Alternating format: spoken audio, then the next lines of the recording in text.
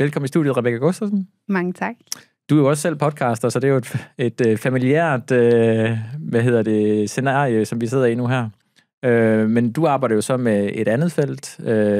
Du har podcasten Bag Eliten, og selv tidligere atlet og læser til læser psykologi nu. Mm-hmm. Super spændende. Hele din rejse, nu er du jo stadigvæk en ung dame fra atlet. Hvad er det, du synes, der sker på din egen rejse ind i atleten, hvor det her bliver spændende? Jamen altså, det der jo sker er, at jeg er svømmer. Det hører måske også til fortællingen, fordi du er nødt til at forstå, at den verden er enormt hardcore. Det er en af de mest hardcore eliteverdener, der findes, hvor du allerede for mit tilfælde, jeg startede med elitesvømning, da jeg var, jeg vil kalde elite, med konkurrencesvømning, da jeg var 8, og begynder over at træne de her 6 gange om ugen, da jeg allerede er 10-11 år gammel, ikke? Og så starter jeg i Team Danmark folkeskoleklasser, da jeg er 12. Så det bliver meget tidligt elite, og jeg bliver udtaget til, det hed ikke engang ungdomslandsholdet, det hed sådan noget årgangslandsholdet, så før ungdomslandsholdet, da jeg var 13, hvor jeg var blevet danmarksmester i min årgangsgruppe. Og så stille og roligt omkring det her tidspunkt, hvor tingene er gået, lad os bare sige det, meget stærkt. Jeg er gået fra overhovedet ikke bare svømme, fordi det var sjovt, til lige pludselig, at alle dele af mit liv kun handler om svømning.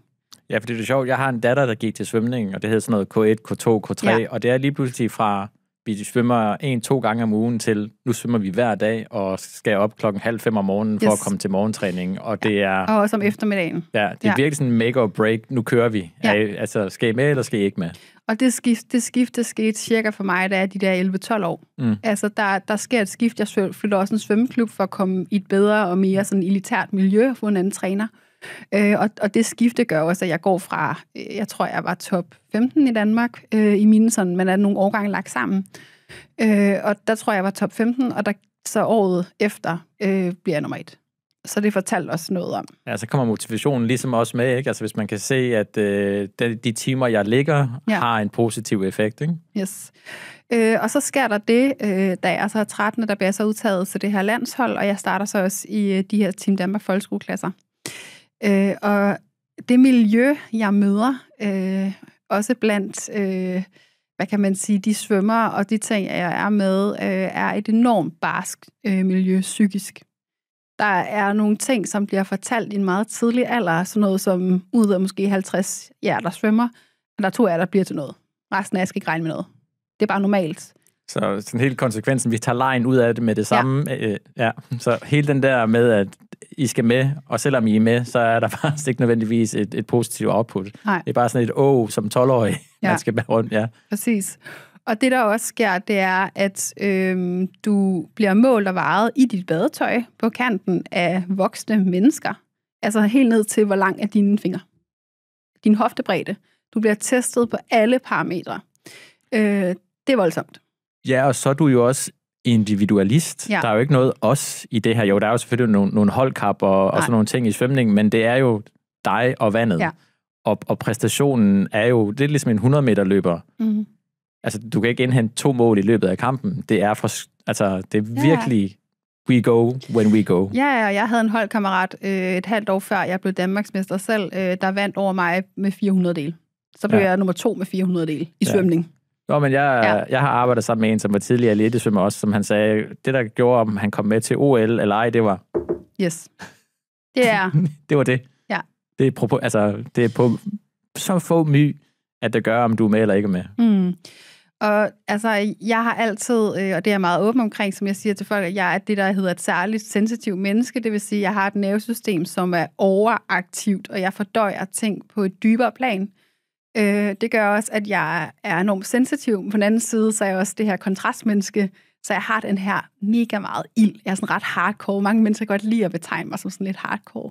Og jeg elsker også at konkurrere. Altså, hvis der er noget, jeg vil, så boom, væk. Altså, så vil jeg det. Og så skal jeg nok få det opnået, ikke? No.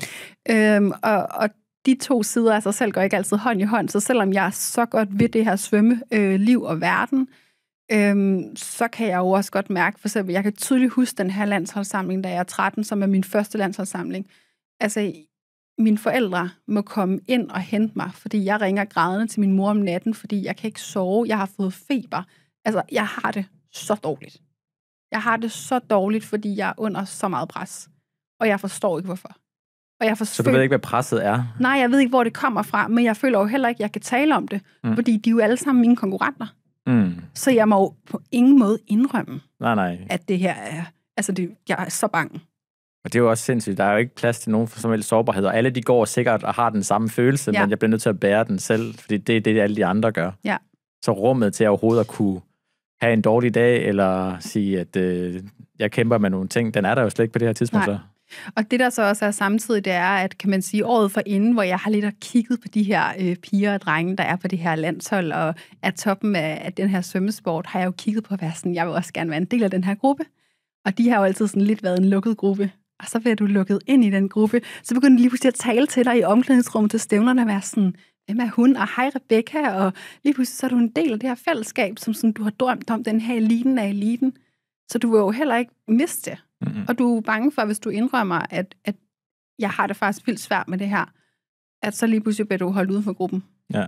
Jo, og rejsen der til har jo været sindssygt hård. Nu er jeg endelig kommet dertil, ikke? Med blod, sved og tårer, og så står jeg i det. Ja, og nu skal vi huske, at jeg er 13 år. Ja. Ja. Jeg vil bare gerne notere, at mor og far er der ikke. Ja, ingen mor og far er der. Så det ender så i mit tilfælde med, at der foregår så, og kan man sige desværre også i den svømmeklub, jeg er, nogle ting omkring noget psykisk vold og nogle træningsting. Alt det, man har hørt om svømmeklubber også, med at blive råbt på kanten og sådan noget, desværre også. Men det ender så med, heldigvis har jeg nogle forældre, der altid har taget ansvar.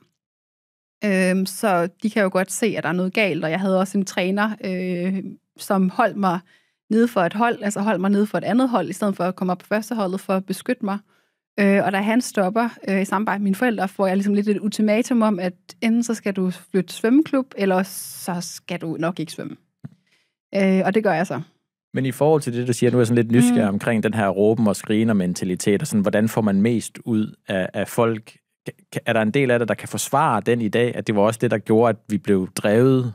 Altså, hvad er det, der skaber drive i folk? Er det, at man, jeg skal have det meste ud af dig? Ja, men det er jo at forstå den enkelte menneske, og kigge på, hvem er det? Altså, jeg er ikke et menneske, som bliver motiveret af, at nogen fortæller mig, at jeg er dårlig. Og særligt ikke, hvis du har en træner, som i mit tilfælde var det som jeg nogle gange trænede med vedkommende her, som på den ene side kunne komme rundt og ligesom lægge armen om dig og fortælle, at du er klubbens største talent den ene dag. Den næste dag, altså jeg har haft sportsastma, det har jeg altid haft. Nogle gange, så får jeg astmaanfald. Så har vi haft en hård træning, og så får jeg et astmaanfald, og så er jeg simpelthen nødt til at tage en pause, og så står han og råber mig på kanten foran alle de andre og fortæller mig, hvor dårlig jeg er. Altså den der skiften. Ja, utilregneligheden er det vel egentlig. Det er også det, altså i ledelsessammenhæng. Altså hvis man har en chef, der er en idiot hele tiden, det er bedre end en, hvor man ikke ved, hvor man har ham, ikke? Ja, og det er jo også det, der gør det. Det er jo der, hvor det bliver, kan man sige, grænsen til det, man vil kalde psykisk vold. For du ved, du er altid på fare. Altså du er altid på vagt over for det her menneske. Tilbage til det sensitive nervesystem, som står og vibrerer hele tiden, fordi du er i sådan ængstelighed. Jeg ved ikke, hvad der kommer. Jeg ved ikke, hvad jeg møder ind til. Og det er jo det utrygge rum. Præcis. Og det kan man sige, det der så også samtidig, kan man sige, også så sker i mit tilfælde på hjemmefronten, er, at jeg er vokset op meget tæt med sådan en sygdom inde på livet. Så der er også på hjemmefronten den der konstante fare. Der er det ikke for, at nogle andre ligesom gør noget imod mig, men der er også den der følelse af, at der er altid noget sådan frygt, der venter, og jeg ved ikke, hvad der kommer til at ske i fremtiden med et menneske, jeg elsker. Så jeg er både på privatfronten og på min sport, som man kan kalde mit arbejde. I en alt for ung alder. I en alt for ung alder bliver jeg enormt presset. Ja, konfronteret med livet. Yes. Ja. Og det er jo også, jeg kan tænke tilbage på det tidspunkt i mit liv, og have sådan de der store livsspørgsmål, sådan, hvem er jeg uden svømning? Sådan, hvorfor gør jeg det her? Og stille og roligt, så er det jo det, der sker, at jeg begynder at præstere dårligere og dårligere. Det begynder at manifestere sig i fysiske ubalancer i min krop. Lige pludselig ud af det blå, da jeg så et par år efter, tager jeg sådan noget 15 kilo på i væske. Fordi at min krop bare sådan, den kan slet ikke være i det. Nej, så den begynder at passe på sig selv. Ja. Og på det her tidspunkt har jeg jo nok det, man vil kalde præstationsangst. Det virkelig sådan står meget tydeligt for mig, hvordan jeg mere og mere begynder at hade svømning. og begynder bare at føle, at jeg gør det, fordi det sådan er pligt. Ja. Men jeg er totalt angst for at skulle præstere. Altså lige så snart vi kommer til stævner, jeg er hunderad. Og jeg har sågar... Så du er ikke spændt, du er bange? Nej, altså sågar kan jeg give et eksempel, som jeg faktisk ikke er stolt af. Jeg har låst mig ind på et toilet, hvor min mor, trænerne står udenfor og råber af, hvor fanden er Rebecca, hun skal præstere, jeg tror, det er Chillers-mesterskab eller et eller andet. Og jeg har låst mig ind på et toilet, fordi jeg er så bange. Og min mor står og banker, hun er rasende på mig. Men jeg kunne simpelthen ikke. Og det er også vildt nok, ikke? Altså i hele den der scenarie, så sige, hvordan får man et ængstligt barn ud af et låst toilet, ikke? Ja. Altså i dag, hun forstår det jo 100%, ja. Og min mor selv coachuddannet og sådan nogle ting, så det er jo slet ikke det. Men hun, i det øjeblik forstod hun ikke, at det her handler om, at mit barn faktisk er angst. Ja, hun er ikke trodsig. Så presset. Nej, hun er overhovedet ikke trodsig, hun er angst. Men det hun jo også bliver provokeret af, at det er også bare mig i nødskal, er jo jeg så bagefter træder ud af døren, og sådan har hørt de andre pigers tider, og så hører jeg sådan, det kunne jeg da godt have sådan noget hurtigere ind. Så jeg er jo også bare mega, altså det er jo også så dumt. Ja. Så jeg er ikke super stolt af det. Nej, men igen, hvis du kun er 13-14 år gammel, så er der også noget bevidsthed, som man må gå ind og ligesom tilgive, tænker jeg i den scenarie. Ja. Præcis, og det er jo også det, jeg har gjort med mig selv i dag. Men altså, kan man sige, min rejse er jo lang, fordi det, der så også sker nu, skal jeg nok prøve at holde det lidt kort. Det er så fint, fordi det er jo her, der er den her forståelse af, hvad sker der allerede i de unge år, som er med til at præge os resten af vores liv? Hvad er det for nogle oplevelser, vi går igennem? Selvom det kan være med til at forme os til at være stærkere mennesker, så er der altså også nogle ting, som gør, det hærder os til livet. Helt sikkert. Der er sikkert noget, du professionelt i dag, i din karriere og så videre, ved at være blevet råbt, der har oplevet nogle ting, okay, jeg er hærdet nu her. Men der er også, hvis man ikke får helet nogle dele af det, så er der også den der ængstelighed, som ens nervesystem husker, som er endnu sværere at døje med. Ikke? Så hovedet kan godt, men kroppen kan sikkert sagtens huske. Yes, og alting hos mig sidder i kroppen. Ja. Og det der jo så, kan man sige, sker, det er, at jeg rykker så svømmeklub, da jeg får lidt det her ultimatum af mine forældre og den her træner, og rykker så svømmeklub, og så møder jeg en træner, der efter et år, jeg har været der, da jeg er nok cirka 15 på det tidspunkt.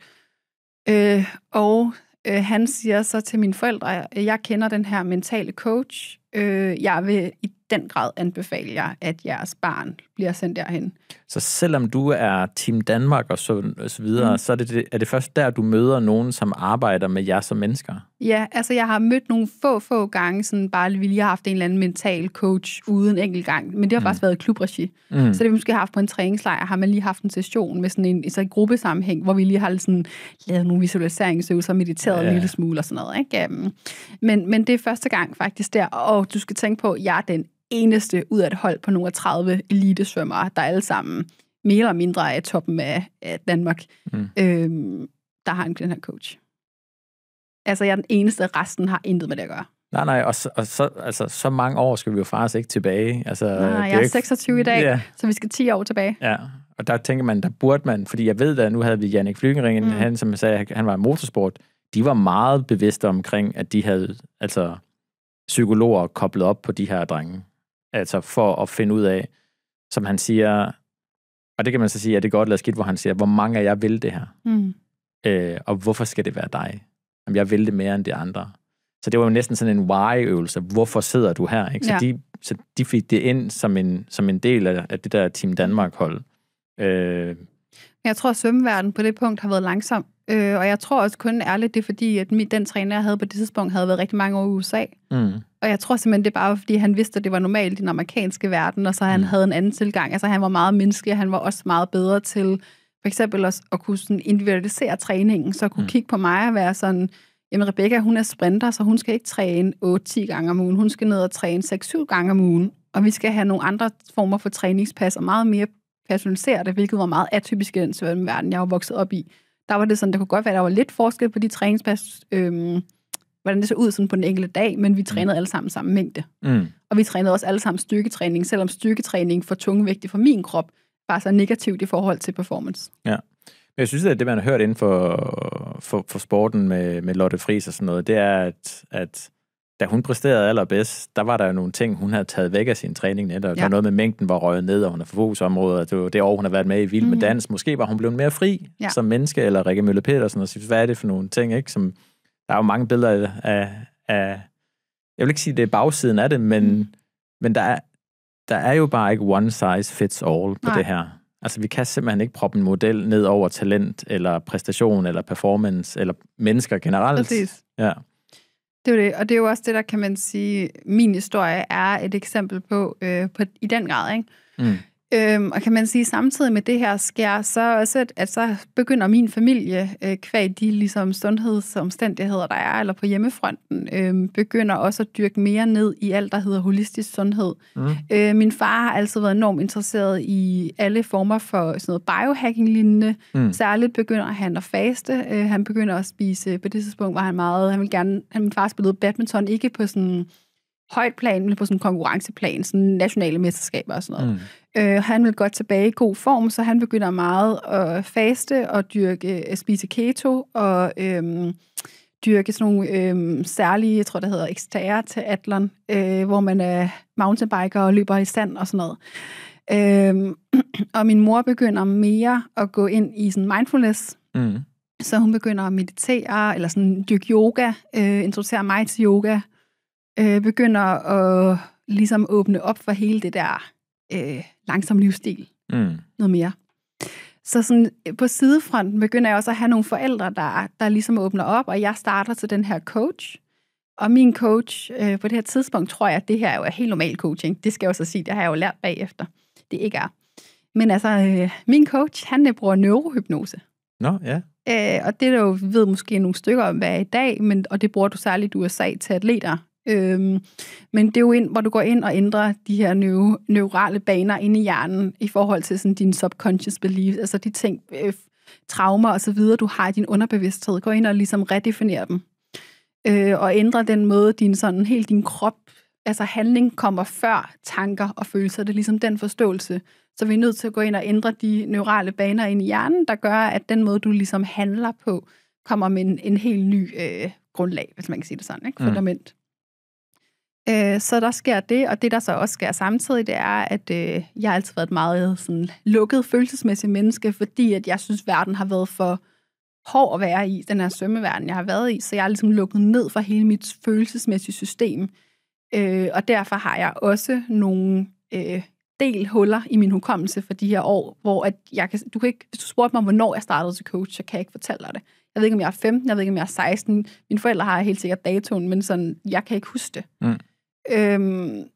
Og så det jeg gør, det er, at jeg siger til mine forældre, jeg gider ikke tale om, hvad der foregår i de der coaching-sessioner. I har altid været mega meget involveret i mit liv, så hvis I vil vide, hvad der foregår, så må I tage med. Ja, spændende. Ja, så jeg har enten min mor eller far siddende med inden til hver coaching-session, fordi jeg var sådan, jeg gider ikke spørgsmål bagefter. Nej, det er meget sjovt, fordi du gerne have bare hørt til i det rum. Ja. Og jeg tror også, at jeg havde det meget sådan, at jeg tror sådan, på en eller anden måde, at føle, at sådan, så de mig, altså sådan, de så mig blive udfordret, fordi det der også var med min coach, rigtig meget i starten, var det jo bare sådan, så havde grædet en masse, og der var en masse sådan sorg, der kommer op, og en masse følelser, der skal sådan åbnes op for og frigives. Men senere hen, der bliver det jo også alle de der refleksioner om, altså, hvem er jeg? Hvem er jeg uden svømning? Hvad er det, der foregår ellers i privatfronten? Hvorfor gør jeg de her ting? Hvad er det, jeg godt vil med mit liv? Altså igen, vi skal huske, at jeg er 15-16 år gammel. De spørgsmål, mange stiller sig selv i en middelalder, altså, dem har jeg stillet mig selv i den alder. Så det er jo hele den der filosofiske rejse omkring det. Samtidig med det jo også at lære omkring hjernen, og lære omkring manipulation af hjernen, og lære omkring de ting, fordi min coach er enormt dygtig til at videregive sin viden. Så det er jo også rigtig meget det fundament, jeg får bygget der, som jeg har taget med mig i mit arbejde i dag. Men det, jeg synes, der er lidt sjovt, det man siger, hvorfor er det, vi skal tage til en coach eller en terapeut, eller hvad det måtte være? Det er jo netop for at komme ind i et rum, hvor vi kan tømme ud for nogle ting, så vi ikke bærer det rundt. Fordi min oplevelse er også, hvis vi sådan kigger på samfundet i dag, det er, at ved at vi ikke prikker hul på bylden og får netop givet plads til alt det, der er, så bærer vi nok måske rundt på det hele tiden, og så bliver det sådan nogle små opstød, og vi vrisser lidt, og vi er lidt ked af det, og det hele er sådan lidt lort, og vi brokker os over livet hele tiden, i stedet for at komme ind og så få programmeret, eller få det tømt, eller så videre, ikke? Så småventilerer vi sådan hele tiden. Så jeg kan egentlig meget godt lide, altså det er bare en, hvad skal man sige, en kobling til, hvad mine tanker omkring det, du siger, ikke? Jeg vil gerne ind, så gør vi det her, så vil jeg også gerne have lov til at være 15-årig Rebecca, der bare er en teenager og leve mit liv, hvis jeg hele tiden skal konfronteres med det. Og det tror jeg, at nogle gange vi kommer til at gøre, at vi kobler os ind i den her sådan en lidelsesboble, hvor vi nærmest holder os selv syge, uden at helt vide, hvad det er, der er galt. Fordi vi får ikke ind og få åbnet op for det, så vi får det ikke bearbejdet. Til gengæld, så er der en eller anden tryghed i at ligge, og så bare være sådan lidt småtrist hele tiden. Ikke? Præcis, men det er jo også det, du siger nu, det er jo tilbage til de her narrative fortællinger, vi kender fra psykologien. Ja. Altså, det er jo de her fortællinger, vi går og fortæller os selv om, hvem vi er. Jeg synes, det her er hårdt. Synes du egentlig, det er hårdt? Altså, har du lige mærket efter? Ja. Altså, det kan jeg sige, tage sig selv, som jeg skulle løbe en tur i dag med en gruppe af mennesker, som løber hurtigere, end jeg gør. Og så var jeg sådan, da jeg lige pludselig var over halvvejs inden den løbetur, så var jeg sådan, Gud, jeg har gået og fortalt mig selv, at jeg var for langsom til at løbe med de her piger. Nu løber jeg med, jeg har det faktisk egentlig helt okay. Og så kunne jeg kunne have sådan sat mig selv ned ad bakke. Ja. Men Gud, lige pludselig gik det op for mig, at jeg tog mig selv i at være sådan, du har lige sådan talt dig selv ned, hele den her rejse hen til den her løbetur. Og lige nu løber du faktisk i solen og nyder den, og du har ikke svært ved at følge med det pace. Nej, men man ser det tit i sport, ikke? Der er sådan en yberatlet, som vinder hver gang, og så er der en, der slår ham, så slår alle ham. Fordi så sådan, hvis han kan, så kan jeg også. Ja. Så der er så meget omkring det psykologiske, omkring, kan jeg overhovedet? Altså, whether or not you believe you can or can't, you're right. Så der er meget omkring den her mentale ting, og det er derfor, jeg synes, det er så et eller andet sted tragikomisk, at man sætter børn på et spor hen mod, at nok skulle til OL. Det er vel det, al svømning handler om, det er OL, ikke? Ja, eller for mig tror jeg, jeg har været lidt atypisk. Jeg tror, for mit vedkommende har det været, drømmen har egentlig faktisk ikke så meget været OL. Jeg havde mere drøm om at få en verdensrekord. Fordi for mig har det altid været, jeg vil være bedst. Og det er faktisk det bedste er jo ikke at vinde guld. Det bedste er, at du har en verdensrekord, for så er du hurtigst. Ja. Ja, fordi det er jo på dagen, og hvem man konkurrerer mod og så videre. Hvis du har den hurtigste tid i verden, så har du den hurtigste tid i verden. Så har du tiden i verden, færdig punktum. Ja. Så mit mål var faktisk for en verdensrekord. Ja. Så hvornår ophører hele dit svømmeeventyr? Så hvornår du siger, not for me? Ja. Jamen, jeg startede gymnasiet, da jeg er lige knap 16. Jeg tror, jeg var 15, da jeg startede. Og du har fart på i alting, jo. Ja, det har jeg. Altså, det fortsætter desværre. Men altså, ja, der starter jeg der, og bliver ligesom også introduceret til, jeg er rigtig glad for, at jeg vælger at starte i en normal klasse, hvor jeg så har Team Danmark støtte. Jeg tog den ikke på 4 år, men jeg valgte at sige, jeg tror allerede godt, det der vidste, jeg var på vej med at stoppe. Men jeg valgte at sige, nu får jeg Team Danmark sådan en støtte, så jeg kan få noget hjælp, men ellers vil jeg faktisk bare godt gå i en normal klasse. Så det gør jeg. Og bliver ligesom også stille og roligt, når der er mulighed for det, introduceret til fester og venner og de ting, der også hører til et ungdomsliv. Samtidig med, at jeg går hos den her coach, og jeg kan jo også se, det der så også sker den her tid, er, at det der omkring, jeg begynder at tage de der 15 kilo på, min krop, der bare siger mega meget fra. Og jeg begynder at få alle mulige udfordringer, fordøjelsesproblemer, altså alting på mig stritter. Så jeg kommer til alle mulige læger, og de prøver at finde ud af, hvad der er galt, og der er ikke nogen, der kan finde ud af, hvad der er galt, andet de fortæller mig, at jeg er sensitiv, og bla bla bla, IBS og alt det der, man hører ellers. Og jeg sidder bare der og tænker, ja, præcis, diagnoser, der bare bliver kastet medicin, og prøver at finde ud af det, og jeg er sådan, det kan jeg slet ikke være i. Så da jeg startede i 2G og fyldt 17, der er jeg enormt, kan jeg bare mærke, at jeg simpelthen er mættet, og den her angst for at træde ind i svømmehallen, og den her ondt i maven over at skulle til træning, hele tiden, hver dag, den fylder simpelthen for meget, og jeg har slet ikke lyst til at svømme, og min krop, den stritter. Jeg føler mig sådan tung i kroppen hele tiden. Jeg føler, at jeg bærer rundt på noget, som jeg siger, det her væske. Sådan, som jeg bærer rundt på det hele tiden, som den her tyngde, og min krop har det dårligt. Så fra den ene dag til den anden, så skriver jeg til den her træner, jeg har på det tidspunkt, og siger så, jeg skal have en pause, og så tror jeg igen i en svømmehal i 7 år. Sådan. Og lige om lidt, så starter du igen. Ja. Men jeg synes faktisk, du sagde noget sjovt, det der med at sige, så starter man gymnasie, og så gør man de der ting, der hører dertil. Vil du, altså hvis man skal præstere, hvis vi nu snakker sådan i sådan high performance, ungdomssportskultur, er det så ikke okay, at det kommer med en pris? Jo. Så længe man er bevidst om prisen, er det ikke det, man skal ind og arbejde med unge mennesker, og så sige, du må rigtig gerne gå den her vej. Mm. Det skal være drevet af lyst og kærlighed til sporten.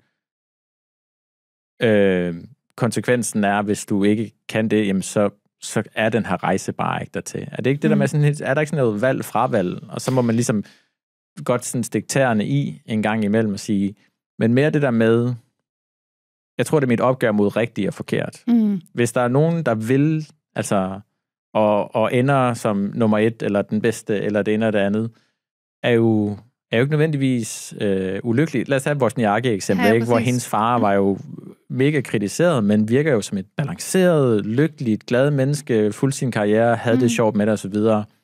Og så på et tidspunkt, må man gå i gang igen, ikke? Man stoppede op. Og, hvordan går vi ind og, jeg vil ikke sige styre det, men er bevidste omkring, når vi starter nogen op som 8-årige, hvad er det så for en fortælling, vi skal ind og sørge for, eller ikke fortælling, hvad er det for en støtte, vi skal give dem, som deres unge bevidsthed faktisk kan håndtere. Fordi som du siger, der er kun 2 af jer, der bliver til noget i verden. Det er jo faktuelt. Ja. Altså, det er jo faktuelt. Hvornår skal man præsenteres for det? Er det en motivationsfaktor, eller er det en hæmmende faktor? Det er jo egentlig meget spændende, og det vil være noget for nogen, og sindssygt hæmmende for nogle andre, ikke? For vi har jo set de der børn, der er også nogen, nu snakker jeg med en, som var basketballtræner, hvor de siger, vi må ikke slippe talentet, fordi inden for den sport, der er der nogen, de kan lade et sindssygt ryg som 14-årige. Hvor svømning er jo sådan noget, enten så går du, eller så bliver du dem, der bader. Ikke helt. Altså, det er jo sådan en, du kan, som i mit tilfælde, altså det kommer an på, hvilken disciplin du dyrker. Jeg var brystsvømmer, og det er den sværeste i forhold til det, for der har du tit en barne-ungdomsperiode, så går du i puberteten, men så ændrer de balancepunkter. Så der skal du faktisk, der har du det kan variere fra ingen tid til 5 år, hvor du skal faktisk genopfinde dig selv. Og det er der heller ikke rigtig nogen, der fortalte. Det fik jeg faktisk først fortalt, da jeg stoppede, og det var måske faktisk derfor, min krop ligesom sådan gik i stå og alt det der andet. Men sådan, hele den der forståelse, det kommer lidt an på, hvad du er for en svømmer. Altså er der også igen forskel på mænd og kvinder, og alle de der biologiske faktorer, og kropstyper, og alt sådan noget. Men det er med det der med udvikling og motivation, er jo ikke nødvendigvis konstant. Nej. Men det du, altså til at få svar på det, du siger, og det du spørger om, så vil jeg sige, det jeg jo virkelig selv har fundet ud af, at det er også, altså i kvæg mit arbejde i dag, og med at snakke med så mange atleter, er jo nødvendigheden af, at du skaber det jeg vil kalde et psykologisk, menneskeligt fundament undervejs med de her atleter vokser op. Ja. Så når du har i mit tilfælde, jeg synes for eksempel sport, der har været rigtig gode til, der har for eksempel været sådan noget håndboldverden, der er jo rigtig gode til de her fællesskabsværdier, hvor at nærmest alle, altså ikke alle hold, du kan jo ikke over en kamp, men der er mange, der er bevidste om, at du ved, jeg er mere en håndboldspiller. Altså jeg var jo kun svømning. Det var alt, jeg var. Altså alt af mig, min identitet, alt, der var Rebecca, var svømning. Så det der med, at du skaber et psykologisk fundament, hvor det unge menneske er bevidst om, der er en Rebecca, så er der en Rebecca, der svømmer. Ja. Og svømning er bare noget, du gør. Det er noget, du elsker. Det er ikke noget, du er. Det er ikke noget, du er. Nej, men det er jo hele vores, hvordan præsenterer du dig selv? Det er jo tit med navn, jobtitel, hobby, ikke? Det er jo, altså, hvem er du? Det er jo faktisk noget, måske det sværeste spørgsmål at svare på for alle mennesker. Ja, og der er jo ikke nu læser jeg jo psykologi og godt lide at filosofere og alt det der, men altså sådan, der er jo ikke en kerne, altså der er jo ikke, hvis jeg graver ind i mig, så kommer jeg jo ikke ind til at være sådan, der var den. Nej. Altså, det er jo så er det jo udvikling jo. Præcis, altså, det ændrer sig jo hele tiden. Det er jo et stort sammensurium. Ja. Men det er den der bevidsthed, og det er også bevidstheden om, hvorfor er det, jeg gør det. Altså, og det tror jeg, i hvert fald når man har været i de elitesystemer, jeg har været i, der er det jo sådan, at man mister sig selv i systemet. Og kan man sige, hvad er så sig selv? Og det er jo så et andet spørgsmål. Men det der med, at du har ikke den der grundfølelse af, at jeg gør det, som føles rigtigt for mig. Mærker efter. Men hvad tror du, altså nu så vi jo til OL eller sådan noget, nogle amerikanske atleter, som bare valgte at sige, jeg gider ikke alligevel. Hvad er det, du tror, der sker i sporten nu her, med folk, der begynder at sige fra? Jamen, det er jo ligesom i mit tilfælde, at du får nok. Ja. Altså, er der bare nogen, der har tur at række hånden op og så sige, det er derfor. Det er fordi, det er virkelig ikke sundt for mig at være i det her miljø. Præcis. Og det er jo også sådan nu er vi simpelthen nødt til som atleter at stå op imod det her system, men også at stå op imod, altså ærligt, samfundet. Fordi samfundet har et syn på atleter som de her supermennesker, der er heroppe. Ja, som vi ejer. Vi ejer, ja. Og vi kan glorificere, og de på en pedestal, og vi kan bukke og lege. Og det er jo fantastisk, hvad det er, man som atlet præsterer. Det er slet ikke det, jeg siger. Man skal ikke underkende det, de præsterer. Men de er altså også bare mennesker, ligesom du og jeg. Ja. Og det er faktisk for mange mennesker enormt skadeligt, at de bliver proppet konstant på den her pedestal, og bliver ikke får lov at være en del af, hvad kan man sige, fællesskabet, fordi det skaber et enormt pres, og de tør jo ikke engang åbne munden omkring, at de så har haft det svært. Fordi så enten bliver de bare råbt af at være sådan, jamen du har selv valgt det, eller du tjener jo helt vildt mange penge, og sådan noget, så du må ikke have ondt i livet. Altså, så det er jo rigtig svært. Hvordan skal man bare være i det liv? Ja. Jo, men sådan er det jo næsten inden for alt, som er elit, eller i hvert fald noget, som folk kan lide at se på, om det er sport, eller film, eller hvad end det måtte være, ikke? Så stikker man jo snotkassen frem, og så har vi jo bare et miljø, desværre, som godt kan lide at dømme, og have holdninger til noget, de ikke ved nødvendigvis en skid om. Og det er vel også derfor, at der er nogen, der, altså kvad i dit arbejde nu, det er vel at give atleterne en ekstra stemme. Ja. Give dem en bevidsthed. Altså, jeg kan jo godt lide at skubbe rigtig meget til atleterne. Altså, jeg bliver jo kaldt lidt de kalder mig også selv deres psykolog. Nu skal vi lige til psykologteam hos Rebecca, a.k.a. når man besøger bag eliten, så er der lige at få en lille gratis psykologteam. Men det er jo fordi, at jeg kan jo godt lide at skubbe til mennesker. Ja. Og jeg er jo igen, kvad jeg er særligt sensitiv, så har jeg en medfødt gave til at kunne på en eller anden måde kunne se hvad jeg har lyst til at sige, et lag under. Så når folk siger noget, så er det som om jeg kan se, hvad er det egentlig, der er essensen af det, de siger. Og den måde at kunne give et menneske, ligegyldigt hvem det er, om det er atlet eller ej, kunne give dem en eller anden ny forståelse, en dybere forståelse af dem selv, når de forlader det rum. Det er jo både interessant for lytterne, fordi de er sådan helt, det er en refleksionsrejse, man får noget ud af, og de får en ny respekt og empati for det menneske og den atlet, men det er også noget, jeg kan give til den atlet. Det er sjovt, der er nærmest sådan en programmering, ikke? Er det dine ord, du siger lige nu, omkring, hvorfor det er så fedt at være dig? Eller er det, som vi snakker om, det må være fedt at være det der? Hold kæft, jeg gad godt at være professionel golfspiller, de tjener i kassen og så videre.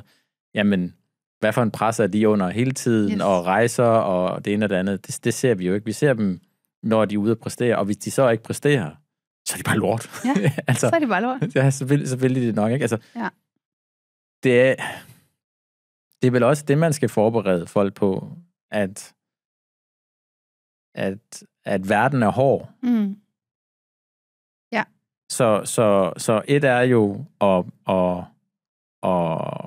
skabe nok robusthed i det menneske, men forhåbentlig også skabe en stor nok stemme ud i samfundet, der hedder, prøv at skrue lidt ned for det. De gør det så godt, de kan, ikke? Ja, præcis. Og det er jo lige de to ting, du har fat i, altså i den helt lange ende, når jeg siger de ting, at altså, det handler om robusthed, modstandsdygtighed, og det handler om netop, at vi skal møde generelt set, så jeg er meget fortaler for i samfundet, at vi generelt set skal møde mennesker med større empati. Ja. Og større nysgerrighed og åbenhed, frem for bare at pege fingre. Altså prøv lige at stille nogle spørgsmål, inden du begynder at dømme. Ja. Jo, men altså, vi er jo sjældent nysgerrige. Vi har jo besluttet os for, hvad de er, og hvem det er. Og der er jo et mediebillede, som nærmest gør det for os. Altså, svømmeverdenen, især med kvinder, bliver jo, altså, om det er en Pernille Blume eller en Jeanette Ottesen og så videre, de bliver jo hurtigt et eller andet. Og du kan også se, altså, Jeanette Ottesen havde vel også et eller andet sted et lille oprør mod hele svømmeverdenen omkring, hvad hun gad at svømme i. Og at der var ikke nogen, der skulle sige, at hendes karriere var over. Ja. Men altså, jeg har jo også dyb respekt, som i dag, som er en af de dygtigste svømmer, vi har hjemme, Thea Blomsterberg, en ung kvinde, altså hvad hun 21-22 år gammel, som jeg har haft på podcasten, og vi voksede op i samme svømmemiljø, hende og jeg, så vi har haft samme på den måde opvækst. Og hun var en af dem, som, da det begyndte ned ad bakke, turde ligesom tage en pause, og turde også at komme tilbage, skifte svømmeklub, flyttede til Odense, fik en, altså sagde bare tydeligt, at Thea skal trives som menneske, før det her. Hun skal også skulle tage til koncert og alle de der ting. Altså, og i dag, altså, hun har jo vundet medaljer til EM, og altså, hun er jo mega sej. Altså, en af de absolut dygtigste brystsvømmere i verden. Og det er fordi, hun har det menneskelige med. Og hun elsker altså sin hverdag og trives i den. Ja, men det menneskelige skal jo være med i alle aspekter af vores liv, i alle relationer. At hvis vi er bange for at være os selv, i det, vi gør, så kommer vi jo aldrig til at trives. Altså, Jeg tænker det også, det er derfor, at vi... Altså, nu er jo den nye sundhedsrapport kommet ud. Altså, unge kvinder har det jo virkelig skidt. Det har jo... Er det en fordobling på de sidste 10 år, eller så videre, i hvor mange, der har problemer med mentalt eller fysisk, ikke? Nu er du en af den der målgruppe. Hvad er du tror, der sker? Er det simpelthen forventninger til dem selv, eller altså hele billedet af om præstationen? Nu kan du se, nu er du i det her miljø, men det er vel universelt omkring sindssyge høje forventninger til mennesker i det samfund, vi har skabt. Ja, og det så gør, det skal man så huske, konsekvensen er, at man mister berøringen med sig selv. Du mister den her evne til at mærke efter. Til, altså self-awareness, jeg ved ikke, om det er et godt dansk ord for det, selvbevidsthed, det er sådan lidt mærkeligt, for jeg føler ikke helt, det sådan rummer det. Nej. Men den her evne til at mærke efter, at sige, hvornår gør jeg noget, fordi det er sådan noget, man kan sige, nu tager jeg lige et psykologisk begreb ind over, der er noget, der hedder intrinsisk motivation, og noget, der hedder ekstrinsisk motivation. Intrinsisk motivation. Fantastisk ord. Ja, fantastisk. Så svært at udtale. Jeg kommer ikke til at lyde klog, når jeg siger det. Men det handler simpelthen om ting, du bare gør af lyst, fordi du kan lade være. Altså, når jeg optager podcast, jeg er sådan, ligegyldigt om jeg har tjent ingen penge på det, altså sådan, ligegyldigt om det bare var fuldstændig af lyst, jeg kan ikke lade være. Og så er der ekstrinsisk, det handler altid om, der er et eller andet, vi godt vil opnå, eller vi får penge for det, eller et eller andet den stil. Og det her med at faktisk ting, vi bare gør af lyst. Altså, hvornår har du sidst bare gjort noget bare, fordi du havde lyst? Det bliver ikke nemmere med alderen, kan jeg sige. Nej. Og når du så skaber enormt meget pres, forventninger, alle de ting, så bliver alting altså sådan ekstrinsisk motiveret. Det er sådan, der er altid et eller andet, vi skal gøre det for. Vi skal altid forklare, hvorfor gjorde jeg det? Og jeg er da også vokset op med forældre, der har været, og så det er bare fordi, de har været nysgerrige, spørger mig, hvorfor vil du godt læse den uddannelse? Hvorfor det, du får det? Fordi jeg har lyst, men det er som om, det svarer ikke nok. Nej, men altså jeg kan jo se den omvendt. Det er sådan, at nogle gange så sidder man på en uddannelse og tænker, hvordan fuck endte jeg her? Ikke? Så det er også derfor, man har det her med, og det har jeg snakket med andre om, som har siddet om, for de her livskriser. Det er jo et opgør, tror jeg, omkring det liv, vi har levet. Fordi hvis liv har jeg egentlig levet nu, og der, og der, og der, og der. Ikke? Så man åbner jo stille og roligt den der skal mere og mere op, i takt med, at man... Og det kræver jo mod at stille sig derud, at alt det, jeg troede, jeg var, og nogen, de kan jo simpelthen komme så langt i den retning. Og jeg tror også, det er det, altså hvis stress, depression og sådan en midtlivskrise, det er, at jeg er faktisk ikke i stand til at stille mig selv det spørgsmål omkring, hvem jeg er. Jeg kender ikke engang min egen sandhed. Præcis. Hvis jeg har levet den længe nok, så kan jeg næsten, så ved jeg faktisk ikke, hvem jeg er.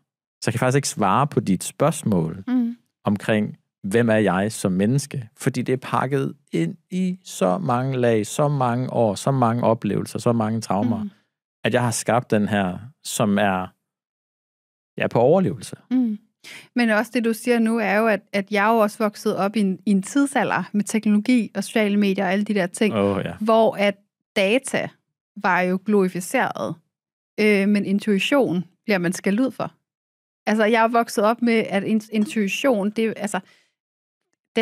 var jo en negativ ting. At du bare gør noget sådan intuitivt.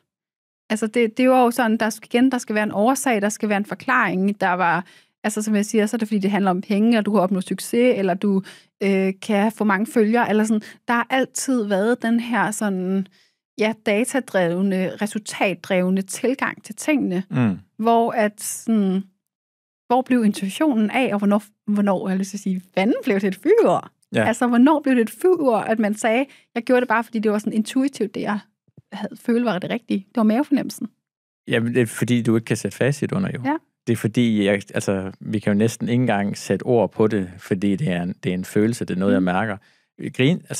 Jeg har hørt en anekdote omkring Rikke Mølle Petersen, hedder hun ikke det? Jo. Som sagde, at hun ledte efter en følelse i vandet. At hun ville føle sig som en delfin, når hun opnåede det. Vandføling er jo en ting. Det er også derfor, vi træner så meget. Ja. Fordi du mister det, der hedder vandføling. Men vandføling er, jeg kan ikke forklare det, men det er en magisk følelse. Ja, og hele den forstår men det var mere hendes mindset omkring, altså at det var en følelse inde i hende, og føle sig som i et med vandet. Det var der, hun kunne præstere. Det var ikke på antal tag, eller længden på taget, eller hvor mange slag. Det var, hun kunne mærke den. Altså, det var ikke tiden, eller det var en følelse, hun jagtede. Ja. Så hendes perfekte præstation var ikke en tid, men en følelse. Yes. Og det er så godt set, fordi det der er, jeg snakker med mange atleter om i dag, og det der gør, altså leder til top performance i dag, det er, når du er til stede. Og når du er til stede, så er det ikke, fordi du tænker. Så er det der, hvor du, sådan, når du kigger tilbage på det løb, så var du sådan, jeg havde bare en følelse af, at jeg bare var. Så jeg kan ikke huske det. Nej. Og det er sådan, det er det, der gør, at du præsterer allerbedst, når du bare er nærværende, er til stede. Men for at du kan være det, så er du nødt til at kunne være bevidst om, sådan, altså, hvad vil det sige, og hvordan er det, hvad kan man sige, der gør, at jeg ikke kommer til stede. Så når for eksempel, altså det kan jeg da huske selv, at da jeg blev ældre, og den her præstationsangst kom, så midt i løbet, at så kan jeg pludselig begynde at tænke, gud, svømmer jeg hurtigt nok, tager jeg nok tag, så lige sådan, sluk det.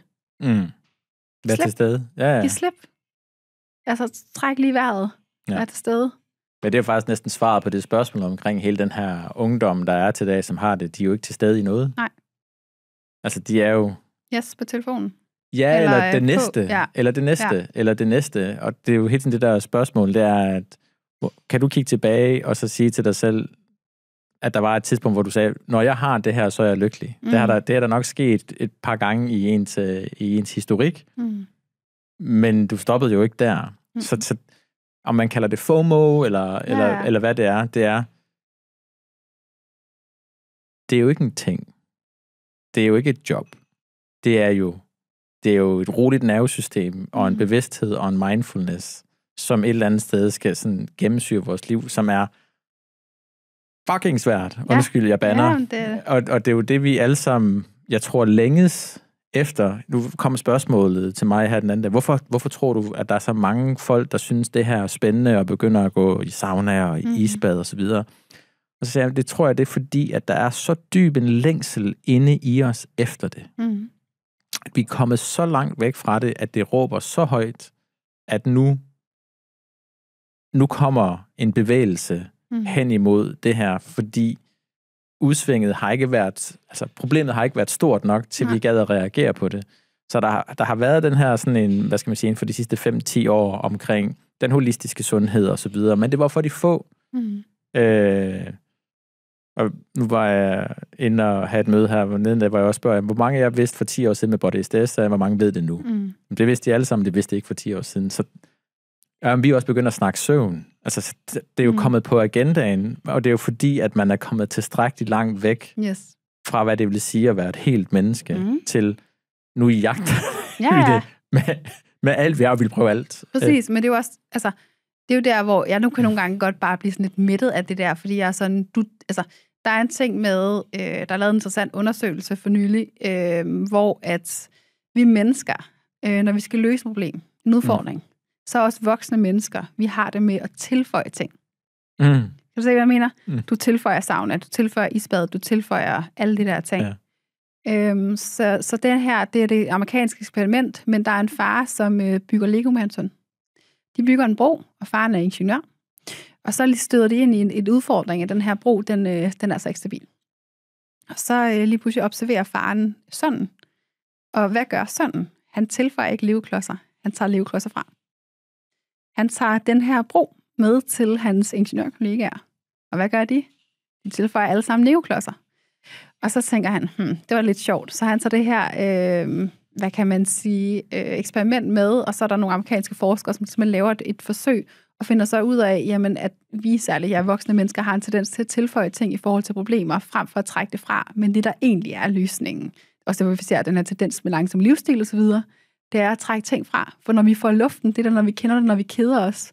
Det er der, når der er frirummet. Så det er, nogle gange, så kan jeg også blive sådan lidt næsten sådan frustreret på vores samfund over, at hvorfor er det, at vi hele tiden skal tilføje nye gadgets, nye værktøjer, nye, altså ting, jeg kan jo godt forstå det, for jeg er jo selv del af det her med at komme ud og tilføje ting til folks liv. Men hvad skete der egentlig, hvis du bare lige stoppede op? Jo, og jeg synes faktisk, det er inden for kort tid fra, hvor at hvis jeg brugt en lørdag på at lave nulleren skid, så var jeg sindssygt skamfuld omkring det. Altså, du skal da have noget ud af din dag. Det er det. Der er ikke nogen, der ikke kender det udtryk, du skal da have noget ud af din dag. Jamen, mit noget ud af den dag, det var at lade op. Præcis. Og restituere mit nervesystem og mit system generelt, og prioritere at være til stede i et eller andet, ikke? Hvad det end måtte være. Men det er en meget sjov betragtning, det der med at sige, ja, vi fylder bare på, men jeg tænker, det er ud fra sådan en overbevisning om, at jeg skal have noget, der balancerer op imod. Yes. Jeg tror også, det er det, Morten Albæk skriver i sin bog, det er det der med, hvorfor hedder det work-life balance? Skal vi balancere livet op mod vores arbejde? Er arbejdet så hårdt, at vi bliver nødt til at finde en hel masse, som kan balancere det op imod? Og det har så måske skabt en syg dopaminkultur, som bliver fyldt med, at så skal jeg doomscrolle, eller jeg skal se porno, eller jeg skal løbe en maraton, og så videre. For jeg bliver simpelthen nødt til at balancere op imod. Fordi det her, det er så hårdt at være i, at hvis jeg ikke får lov til at sidde i et iskar 3 gange 10 minutter om dagen, så kan jeg ikke holde til det. Nej. Så det var også... der var faktisk en, der sendte mig sådan en sjov mand, eller en tegneserie af en mand, der går ned ad gaden og bare går og fløjter, og så står der også bare, ham her har aldrig hørt om biohacking, han har aldrig hørt om det her, han har aldrig hørt om det her, han har aldrig hørt om det her, han har aldrig hørt om det her. Fordi det er bare, igen, det er faktisk bare til at lægge ting til, og de har, altså, jeg ser slet ikke og forkaster noget af det. Nej, jeg synes, det er fantastiske værktøjer, og de er sindssygt nødvendige i at få en øget bevidsthed omkring. Og det er jo det, de skal til for, og det er også det, jeg gerne vil understrege, at når det handler om at få bevidsthed, jamen så er det tit, vi har brug for de her værktøjer. Yes. Men når du har fået det, jeg så siger, når du så har fået bevidstheden, så er det også det, at du skal øve dig i at være sådan, for det første, hvilke nogle af de her værktøjer er reelt autentiske for mig, hvilke nogle giver mening at implementere i mit eget liv, og hvordan kan jeg så gøre det til ting, jeg faktisk gør, altså sådan mindlessly, altså uden jeg tænker over det. For eksempel, som jeg siger, gå en tur i solskinnen. Det er jo godt. Det er jo ikke noget, jeg forcerer. Nej. Det er tilbage til det der intrinsic, altså hvad er det, der motiverer? Jamen, jeg prøver nogle gange at kode det ned til det der mindful eating. Ja. I stedet for, at jeg skal ud og praktisere mindfulness, så er jeg mindful, når jeg sidder og spiser. Jeg er bevidst om, hvad jeg prøver i maden, jeg er bevidst om mængderne og så videre. Jeg sidder ikke og gør det af tvang. Så jeg skal spise det her, fordi det er det rigtige, og det er det sunde, og det ene og det andet. Jeg er bare i en bevidsthed. Så det er måske det, vi skal ind og gribe fat om. Det er jo den her øgede bevidsthed om, hvem vi er, så vi kan implementere det. Er det det? Nu ved jeg, at du arbejder også med virksomheder og ude og tale. Er det det, du går ud som et udgangspunkt? Det gør, ja. Altså, det er noget af det, jeg elsker allermest, det er jo faktisk at hjælpe mennesker med at blive bevidste om, hvem er de selv. Altså, og ikke hvordan det handler om bygget op på værdier, men faktisk sådan, hvornår, lidt ligesom som du sagde med Rikke Møller Petersen, hvornår har jeg den følelse af, at nu gør jeg noget, som var mig. Ja. Eller som kommer som intrinsisk motivation, noget jeg bare gør, fordi jeg har sådan, det gjorde jeg bare sådan intuitivt, fordi jeg havde lyst, og sådan, uden at jeg lige tænkte over det. Altså det her med at komme tilbage til de der ting, og jeg er fuldstændig med, vi har jo alle sammen forpligtelser i livet, og regninger, der skal betales, og alle de der ting, så du ikke underkender det, men hvordan kan man tage de ting, for eksempel, som man ved fra biohacking, eller fra psykologien og alle de der ting, og tage de der små værktøjer og sige, hvordan kan jeg bare sådan helt naturligt få det ind som en del af sådan ting, jeg gør sådan intrinsisk motiveret. Ja, det er bare liv. Det er bare livet. Det er bare liv. Det er bare sådan, mit liv er. Ja, altså, jeg er et menneske, som holder mig i form, fordi det kan jeg godt lide. Præcis. Jeg er et menneske, der prioriterer min søvn, det kan jeg godt lide. Det er ikke fordi, ja, det er et biohack. Ja, det er de alle sammen, og de simpelthen... Men jeg behøver ikke at kigge på mit Whoop, altså for at vide, at jeg har sovet godt. Nej, men tilbage til, hvad er det, Whoop gør? Det er bevidstheden, præcis. Og så på et eller andet tidspunkt, så skal man slippe det. Så skal man lægge det, ja. Og men også hvis man lytter til kroppens stæreflok, Ole Kåre Føli, jeg ved ikke, om du har læst, men han siger jo også, at det, der gjorde ham ked af det med alderen, det var, at folk blev ved med at komme tilbage. Han ville jo gerne have, de stoppet med at gå hos ham. Præcis. Fordi at han var sådan, okay, jeg kan godt knække dig på plads og få det der til at slippe osv., men hvis du ruller dig ind i livet igen, og der er jo nogen, der har accepteret det. Jeg sad med Jesper Vestmark, han sagde, folk de ruller sig ind i livet, så kommer de op til mig i Sjøvæk, og så ruller jeg dem ud af livet igen. Ja. Og han har accepteret det som en konsekvens af, at det kan vi slet ikke styre, fordi vi er flokdyr, og vi er flokmennesker osv. Så vi træder ind i et samfund, som vi har skabt, og vi vil ikke afstødes jo. altså, det er jo en catch-22, vi sidder med nu her, med mindre der sker en, hvad skal man sige, mental revolution, hvor folk gør op med at sige, jeg kommer ikke til at arbejde mere 4 dage om ugen. Men jeg tænker altså også ærligt, at det, og det er ikke fordi, at jeg skal underkende det, men jeg har lige siddet også for nylig og lavet en podcast omkring det, at vi er simpelthen tilbage til det med robustheden og modstandsdygtigheden. Man snakker om min generation Z, det der med, det mangler vi. Og det har jeg så været heldig at få, kvæg jeg har været en meget hård elite-sportverden. Men det der med, altså, vi skal simpelthen som individer lære at tage ansvar, og jeg ved godt, der er nogle mennesker, hvor det nærmest er umuligt. Men det der med at bygge den der indre styrke, den der indre fundament, den der sådan, altså, den der tærskel for at kunne håndtere smerte og stress og alle de der ting, er vi simpelthen nødt til at begynde at opbygge noget mere. Og det har vi altså et ansvar for os som for individer. Altså ærligt, når jeg går ind og holder oplæg, når jeg går ind og coacher, altså vi snakker top ledere, som jo, altså, vi har set alle sammen i tv og så videre, jamen så går jeg jo ind og siger til dem, prøv at høre, jeg kan sige nok så mange ting den næste time, og jeg kan skubbe nok så meget til dig, men tager du ikke et ansvar for din læring den næste tid, din refleksion, din transformation den næste time, så nytter ikke det noget overhovedet det at gøre, så kan jeg lige så godt bare gå med at starte med. Så hvis du ikke er til stede den næste time, så har jeg altså tænkt mig at gå. Ja, meget sjovt, men nu havde jeg jo en traumaterapeut herinde også, så det der med at sige, hvor ligger ansvaret i hendes behandling? Og det var også, det var jo hos klienten. Hun skulle skabe rummet. Og hvor jeg også siger simpelthen, jeg tror, vi er rigtig mange, som gerne vil fikses. Ja. Og den der med at sige, at du skal jo tage ansvar for det, den proces alene tager lang tid, fordi et er jo bevidstheden, og der er mange, der fejlagtigt tror, at bevidsthed er der, hvor helingen sker. Det er det jo ikke. Altså, jeg er bevidst om mine mønstre. Det er startskuddet. Ja, det er jo der, hvor arbejdet starter. Det er jo efter bevidstheden. Det er jo, hvor du går ind og tager et ansvar for, hvorfor du gør det, og hvad du har brug for at ændre, for at komme et nyt sted hen, kan man sige. Og så få hjælpen til det, hvis du ikke kan selv. Og det er sgu en ærlig sag, fordi at man har, altså, livet er bare blevet levet. Jamen, jeg er jo også et eksempel på det. Altså, jeg ville da ikke sidde her i dag, uden jeg havde fået den hjælp fra min coach. Nej. Altså, no joke. Altså, det vil jeg ikke. Altså, og det er jo også det, kan man sige, nu har vi ikke så kommet ind på det, men der hører videre til min historie, er jo, at det her, som du siger med hastighed, altså, sent til for nylig forplanter sig jo mit liv. Altså, ærligt, nu skal jeg, og det er ikke, fordi jeg skal sidde og glorificere mig selv, men jeg hørte, at man kunne tage sin bachelor på 2 år, så var jeg da sådan, det skal jeg da også gøre. Ja, nemt. Nemt, det gør vi da. Og det gjorde jeg da også, for det besluttede jeg mig derfor. Og tog ind i erhvervslivet, og har arbejdet særligt med forandringsledelse på teknologiprojekter. Store virksomheder fik job ud af, 1 ud af 200, ikke? Flere gange. Og blev headhunted i en alder af 22, ikke? Altså, hvorfor ikke? Men er du ikke bange for, at du bare, altså, er du rystet til det? Altså, fordi det, altså, det er jeg jo ikke. Nej. det var det, der var pointen. Hvorfor tror du, jeg sidder og laver det, jeg laver i dag? Altså, no joke, jeg var da ikke rystet til det. Nej, okay. Altså, og det er jo også igen tilbage til at være vidst om, at jeg er et særligt sensitivt menneske. Ja. Jeg trives ikke i at sidde 8 timer foran en skærm på et kontor, hvor der er, ofte er det jo åbent kontormiljøer. Du får enormt meget indtryk ind ubevidst. Og det er igen tilbage til det med nervesystemet, tilbage til min krop, der reagerer. Jeg har prøvet den her, altså flere gange ved jeg godt, hvordan det føles at være udbrændt. Jeg har heldigvis været skånet, for jeg har ikke rigtig haft noget som stress, eller på den måde angst. Jeg har haft præstationsangst, men ikke været nogen af de veje. Men jeg ved godt, at min krop reagerer meget tydeligt. Jeg har også haft, som jeg så har healet mig selv for gennem kost og andre ting, men altså for lavt stofskifte. Sådan nogle ting for mig planter det sig enormt fysisk i kroppen. Og det er jo sådan nogle, der siger, jamen jeg ved godt, at jeg havde det også fysisk rigtig skidt. Jeg havde det også mentalt skidt, men det var mere fordi, at da jeg arbejdede for de her virksomheder, at jeg ikke gjorde det, der gav mening for mig.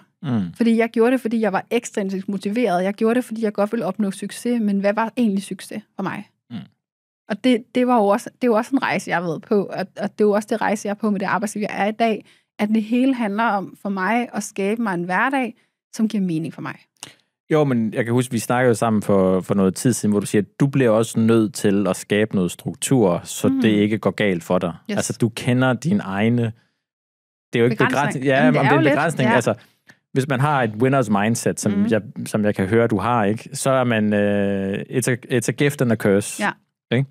Så hvordan undgår jeg at brænde ud i det her? Så med din øgede opmærksomhed eller bevidsthed omkring dig selv, så skal du vel skabe, altså safeguard dig mod, at hvis der kom 4 gode tilbud i morgen, så jeg tager dem alle sammen, og så brænder ud om 6 måneder. Altså, hvad har du introduceret i din hverdag for sin point? Hvis jeg ved,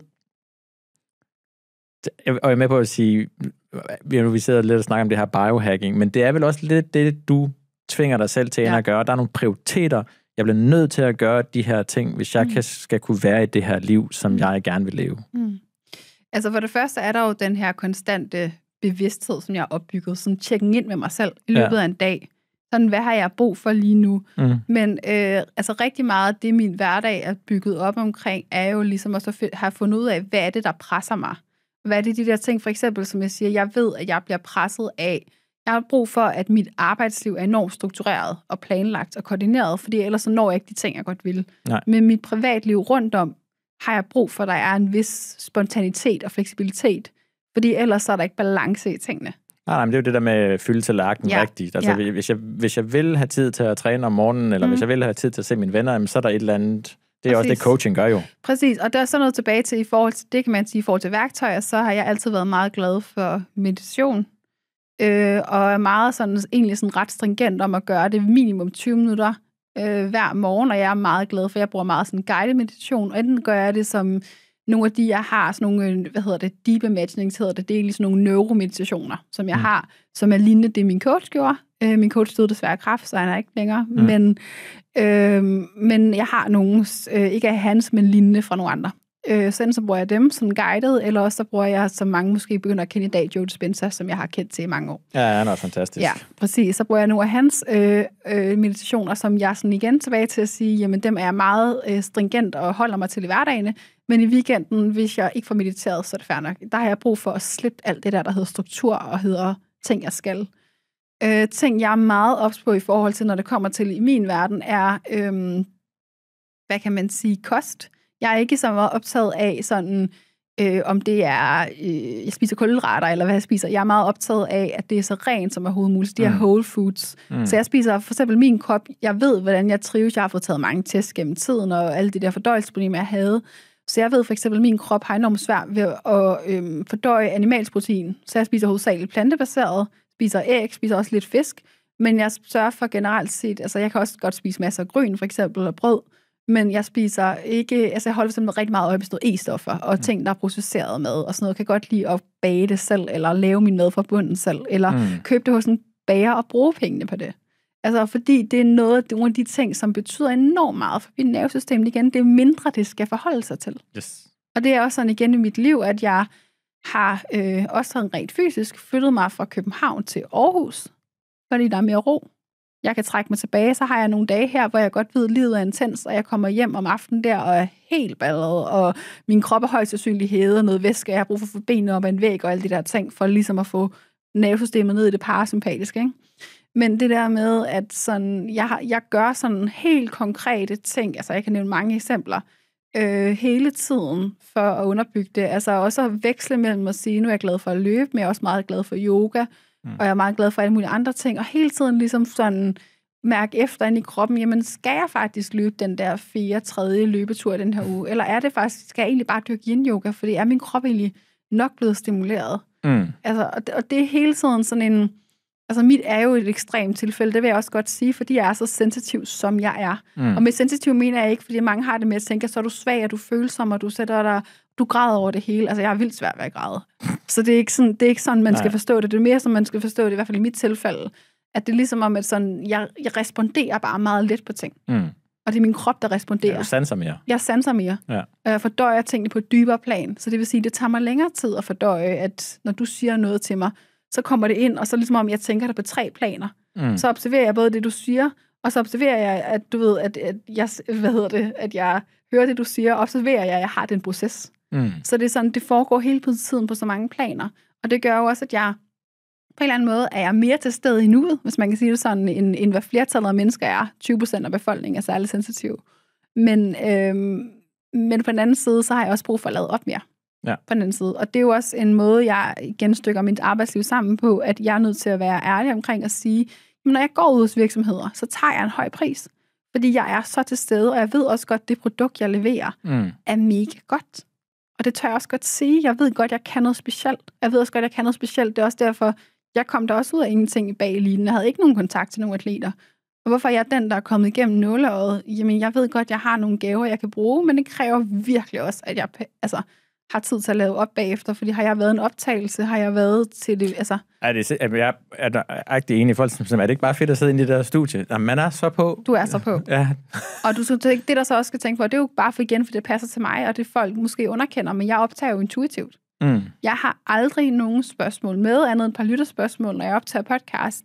Jeg har ikke noget, det sjældent jeg faktisk egentlig læser om atleten inden. Jeg ved måske et par ting fra deres sociale medier, jeg godt lige kan sidde og kigge på, hvad er det for en måde, de kommunikerer på. Men ellers så er det bare sådan, mærk efter med de mennesker, jeg sidder overfor i nuet. Og så har jeg tiltro til, at den samtale er kommet ud på den anden side af det, der skulle være ment til at ske. Og det er også derfor, jeg jo har oplevet, at rigtig mange atleter så lige pludselig har følt sig trygge nok til at tale om de ting, som de aldrig har talt højt om før. Ja. Nå, men jeg snakkede faktisk med Ludvig om det, fordi det var sådan lidt, da jeg startede, sådan, jeg synes, jeg sådan tabte føling med det. Men det er, fordi du forbereder dig for meget. Altså, du bliver faktisk låst af dine spørgsmål. Ja. Altså, og så er det jo et interview og ikke en samtale i stedet for. Med alt det, du har været igennem, og det lyder som om, at du har været noget forfærdeligt igennem. Det har du jo ikke. Men du har jo været liv igennem på din egen måde. På kort tid. Det er måske det er bare det, der kendetegner. Jeg har været måske et langt liv igennem på kort tid. Jo, men der er også nogen, de kan opleve rigtig meget af deres 30'ere, eller i deres 40'ere og så videre. Altså, det kan jo være tit det, der sker med os, det er jo intensiv. Inden for et år blev man, ens forældre dør, og man bliver skilt, og man mister sit arbejde. Altså, det kan jo ske altid. Jeg tror, det er det, jeg prøver at sige det med det. Men altså, der hvor du er nu, og hvis vi nu taler ind i de her unge kvinder i dag, hvad er det for nogle ting, du synes, de skal sådan starte ud med, hvis de går og kæmper lidt med, om det er selvværd, eller nogle ængstelighed og så videre, hvor det siger på start med de her ting, og det kan selvfølgelig være for hjælp og så videre, men der er jo også nogle. Prøv bare lige det her. Hvad de er sådan top 3 steder starter? Altså, for det første, der kommer bare til mig, det er, at man skal simpelthen begynde at stille sig selv noget mere spørgsmålet. Hvorfor?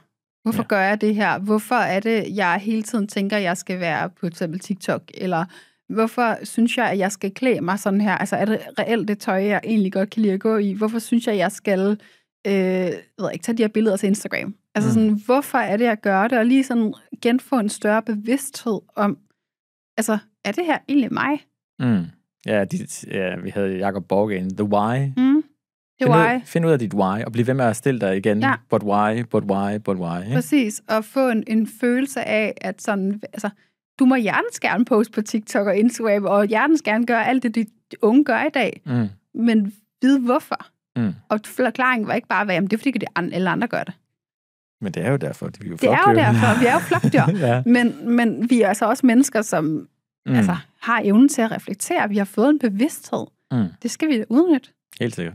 Og den kan skabe mening for os. Og det er jo det, hvor jeg siger, at man simpelthen er nødt til at være mere. Og så vil jeg så sige, at så handler det altså simpelthen om, at vi skal i gang med at udfordre os selv noget mere. Altså, jeg er enormt fortaler for, at vi igen får opbygge robusthed, modstandsdygtighed. At vi simpelthen skal være bedre til at kaste os ting ud i ting, sådan nogle små ting, som skræmmer os mega meget, som vi er mega dårlige til. Altså, du har fejlet nærmest? Ja. Eller du har prøvet ting? Du har prøvet ting, og ligesom faktisk lære af, eller også bestillet for en eller anden svær udfordring at være sådan, det her tænker jeg slet ikke, jeg kan gøre, men nu prøver jeg, og så er det mega hårdt, men så lærer du også at komme igennem det. Så måske kigge på livet med lidt mere lethed også. Altså lidt mere Pippi Langstrømpe. Præcis. Præcis, men også at være sådan, altså når jeg tænker tilbage på mig selv, jeg har lige sådan et eksempel med, jeg var på sådan en opstartsweekend med svømning, hvor vi skulle på sådan et natteløb, hvor vi har bind for øjnene og sådan lidt militæragtigt, går gennem en tråd, altså sådan og trækker, og så kommer vi ned i vand, og vi skal ned og kravle, og dagen efter morgenen bliver vi vækket, og vi skal så have vores våde løbesko på, og løbe 6 kilometer, ned og have et svømmepas, som var mega hårdt. Så tager vi ind til Herlev Hospital, løber op ad de her trapper, der er 26 etager og flere omgange, og så tilbage at have et svømmepas mere. Altså, jeg ved godt, det lyder lidt ekstremt, men altså, jeg kom jo igennem det. Det var da mega hårdt, og selvfølgelig har jeg måske en indre ild, så jeg er også drevet, men det der med at sige, at kaste sig ud i noget, som sådan, altså jeg anede da ikke, om jeg kunne løbe de der 6 kilometer, og så tage et svømmepas, og så også løbe op. Altså, men kaste sig ud i de her ting, og ligesom lære at få opbygget den her tillidsmuskel til, at sige, jamen de udfordringer, jeg møder i livet, de sådan, når livet bliver hårdt, så har jeg en tillid til, at jeg godt kan komme igennem det. Og det er ikke farligt. Vi må også godt have det dårligt. Vi må godt være ukomfortable. Ja, det bliver sådan en rygsæk af erfaringer, man tager med at sige, jeg har prøvet nogle ting. Altså det er jo sådan meget også sådan, hvad skal man sige, elitemilitær, specialmilitær tankegang. De går også derfra med sådan en, jeg kunne meget mere, end jeg troede, jeg kunne. Præcis. Og det tror jeg rigtig mange unge i dag, vi ligesom på en eller anden måde, altså mange af min generation er jo blevet vokset op med at blive pakket ind i vat. Og vores forældre vil jo gøre alt for os af ren og skær kærlighed. Og samfundet vil gerne give os, og vi den generation rigeste og alle de der ting. Men altså udfordringen er bare, når du på en eller anden måde glorificerer den her blødhed så meget, så har du jo den her robusthed. Og hvornår bliver du så kan man sige, vi møder jo også meget pres i dag. Jamen sådan, vi bliver heller ikke sådan givet til i vores opvækst til at stå imod det pres. Og det er jo også der, udfordringen ligger. Fordi vi er jo ikke blevet sådan udfordret på den måde, og blevet opfordret til at søge sådan nogle af de der udfordringer, hvor vi er dårlige til det, fordi igen, vi bliver belønnet for at være gode til ting. Så holder vi os til ting, vi er gode til. Ja. Jo, og det er også tilbage af Tony Robinson, han siger, ikke? Good times create weak people.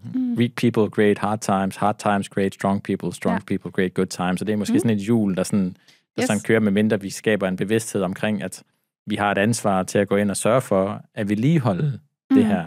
Men også så tilbage til i dag, hvorfor så mange mennesker begynder at dyrke Ironman, og vil løbe maraton, og sådan noget. Altså, vi vil jo godt lide. Altså, ærligt, det er jo at lide og dyrke en Ironman. Altså, no joke. Det er en lang dag på kontoret. Det er en lang dag på kontoret. Trust me, been there. Altså, og jeg kan da også tage mig selv i at være sådan, hvis mit liv bliver sådan, men jeg tror også måske, jeg er også et menneske, der er drevet af udfordringer.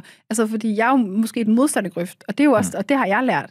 Jeg er jo den der altid søger at udvikle mig, og søger lidt den der smerte, og søger lidt den der lidelse. Men det sværeste for mig er jo at sidde stille.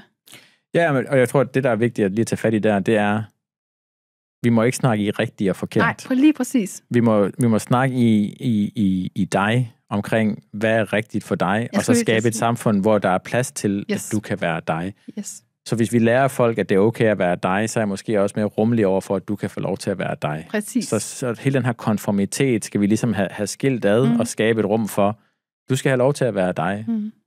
Bare lade være med at være et røvhul over for andre. Præcis. Og det er det, hvordan gør vi det? Jeg synes, at vi ser sådan lidt fraktioner omkring det her med, at det er okay at turde være lidt anderledes. Præcis, og så det er jo igen tilbage til, som jeg sagde helt i starten, empatien, åbenheden, nysgerrigheden, forståelsen for, hvorfor er du, som du er? Altså, det er noget af det, jeg sådan igen ved det, jeg laver i dag. Jeg elsker jo at møde mennesker, også der er helt forskellige for mig selv. Igen, der er jo ikke noget rigtigt og forkert. Nej. Og jeg elsker at høre, når nogen har en eller anden passion for et eller andet helt anderledes, som jeg har passion for at være sådan, hvorfor har du det, og hvordan opstod det? Og jeg tror bare sådan tilbage til at vi skal simpelthen lære, og vi snakker rigtig meget om autenticitet i dag, og på sociale medier og alle de der ting, men altså sådan, igen, så bliver der hele tiden dannet sådan nogle lidt subkulturer af, og så er det ligesom det nye perfekte af at være uperfekt. Altså sådan, du ved, så kommer det igen i nye kasser. Ja, hvor jeg hele sådan, den her Instagram. Præcis, bølge, hvor jeg også bare sådan, altså igen, der er ikke noget rigtigt og forkert, men vi vil hele tiden komme tingene i bokse. Ja, vi kan ikke lade være. Så vi kan ikke lade være, og jeg synes bare, det er det allervigtigste, jeg kan videregive til mennesker, det jeg håber sådan, når jeg er i berøring med andre mennesker, at jeg sådan giver dem et rum, hvor de kan være autentisk dem selv, og ved, hvad det betyder. Og ved også, når noget ikke er autentisk for dem. Og så har modet, og har robustheden, og har troen på, at hvis ikke det er autentisk for dem, så kan de sætte en grænse og sige pænt nej tak, og så gå ud og gøre noget andet, der er rigtigt for dem. Fedt. Jeg tror faktisk, vi vil lade det være ordene for i dag. Det er mega fedt, mega inspirerende. Jeg tror faktisk, jeg lige vil tage en sidste ting, inden vi lukker helt af. Nu er du en ung dame. Hvor vil du gerne føre det her hen nu? Nu har du podcasten og ude i virksomheden. Så hvad er det, du håber på, at dit impact bliver? Nu snakker vi om det der med autenticiteten, men hvad drømmer du om? Altså, bare sådan helt kort, tror jeg bare egentlig at være glad. Ja. Altså, ærligt. Jeg vil bare gerne være glad, og at min familie har det godt, og at de mennesker, jeg har i mit liv, som jeg ellers har relation til, altså er glade og lever et liv, som er autentisk for dem, og gør det, der er godt for dem. Altså sådan, jeg tror, der har været så meget i mit liv, hvor jeg har været ked af det, og gjort ting af pligt, og gjort ting, fordi jeg tænkte, jeg skulle, og fordi jeg tænkte, at det gjorde, at nu var jeg god nok. Hvor jeg bare sådan, jeg er bare nået til et punkt nu, hvor jeg sådan, jeg vil bare godt trives i mit liv, være glad, gøre det, jeg har lyst til. Og så virkelig bare sådan, også nyde at være sådan, jeg har været igennem alle de her hårde ting, jeg er kommet ud på den anden side, jeg er faktisk ret sej, altså sådan virkelig hvile i det, og være sådan, de værktøjer og de ting, jeg har fået med mig, kan mennesker faktisk bruge til noget. Og det vil jeg elske at videregive og hjælpe med, og så vil jeg elske endnu mere at få lov at fortælle historier og videregive det her med atleterne, både på dansk og det internationale plan, og bare blive ved med sådan at fortsætte lidt inden for den række, og så forhåbentlig også hjælpe med andre mennesker undervejs. Fedt. Ja, hvis man gerne vil lidt, så Bag Atleten kan streames på... Alle platforme. Alle platforme, selvfølgelig alle platforme. Det er det, man kan. Ja. Og ellers, jeg tror, at den, vi skal slutte af med sit folk, hvis du ikke er glad, så gør noget ved det. Ja. Og der er masser af hjælp at få, og der er rigtig meget ansvar, du kan tage selv. Tak for din tid. Jamen, velbekomme. Det er mig, der takker, og tak fordi alle, der har lyttet med. Jeg håber, at det har været inspirerende, og man har fået noget af det. Fantastisk. Tak for det. Selv tak.